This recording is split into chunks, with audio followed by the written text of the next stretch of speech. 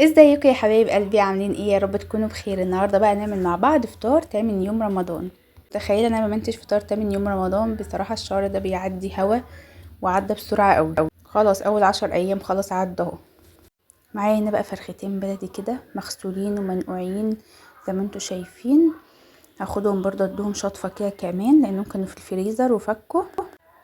بشرت هنا بصلايه كبيره وهبدا احط عليها ملح وفلفل اسمر وهقلبهم كده تقليبه حلوه عشان اعمل للفراخ دي مساج بالبصل بالفلفل بالملح.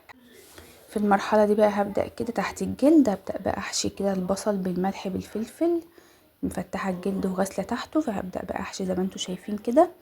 جهزت الميه بتاعتي وتكون غلت. الميه بتاعتي حاطه فيها طماطم وبصل وفلفل وجزر، والتوابل بتاعتي بهارات فراخ 7 بهارات، ورق لوري، كبيبه صيني، حبهان، جوز الطيب. واول ما الميه غلت نزلت كده زي ما انتوا شايفين بالفراخ. هسيب بقى كده الفراخ، هوطي بقى النار. اول ما تغلي ههدي النار وسط واسيبها تستوي براحتها. هنا بقى الفراخ كانت بدات تغلي اهي. على ما الفراخ بقى تستوي هبدا بقى اجهز معاكم كده طبق ملوخيه حلو. المرحله دي تقريبا كانت الفراخ استوت خلاص ودخلتها الفرن تحمر، وهبدا بقى اعمل الملوخيه. جبت معلقه سمنه بلدي كده سيحتها وحطيت فيها معلقه توم، واول ما التوم كده يبدا ياخد لون هنزل عليه بالكزبره ناشفه، واول ما اشم ريحه الكزبره هنزل عليه بطماطميه متقطعه مكعبات وقرن شطه اختياري متقطع مكعبات. هنا خلاص اهو التوم احمر، فهنزل بقى زي ما انا قلت لكم. يلا بقى لو لسه ما حطيتوش اللايك اعملوا لايك واشتراك للقناه عشان تكبر بيكم فضلا وليس امرا. ونصلي على الرسول، اللهم صل وسلم وبارك على سيدنا محمد وعلى اله واصحابه اجمعين. هنا حطيت كده مكعب مرق وحطيت رشه فلفل اسمر وهسيبها بقى تستوي. بوريكم هنا جمال الشوربه. الشوربه سمينه جدا، طبعا دي فراخ بلدي وتربيه بيتي فالشوربه بتاعتها جميل. هنا خلاص كده دي استوت، هنزل بقى عليها بالشوربه.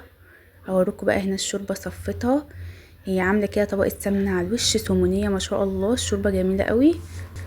هاخد بقى من الشوربه دي كده عشان اعمل طبق الملوخيه اللي انا هعمله، وابدا احط بقى على الطماطم بالثوم بالكزبره زي ما انا قلت لكم والمرقايه وقرن الشطه. احلى طريقه ملوخيه ناشفه ممكن تعمليها في حياتك كلها عن تجربه يعني. ايه كله بيقول لي بيشهد لي بالملوخيه بتاعتي. طبعا شويه الشوربه دول ايه لهم طبعا سر في طعم الملوخيه. في الشوربه هنمشي نفسنا بالمرقه عادي يعني. بحب كده احط مرقايه واحده حتى لو عندي شوربه. اول بقى ما الشوربه كده بدات تغلي هبدا بقى انزل بالملوخيه بتاعتي. الملوخيه دي جايه لي من الصعيد، من حبايب قلبي. شايفين قد ايه لون الملوخيه اخضر وجميل. حبة ملوخية بقى زي ما الكتاب قال فعلا.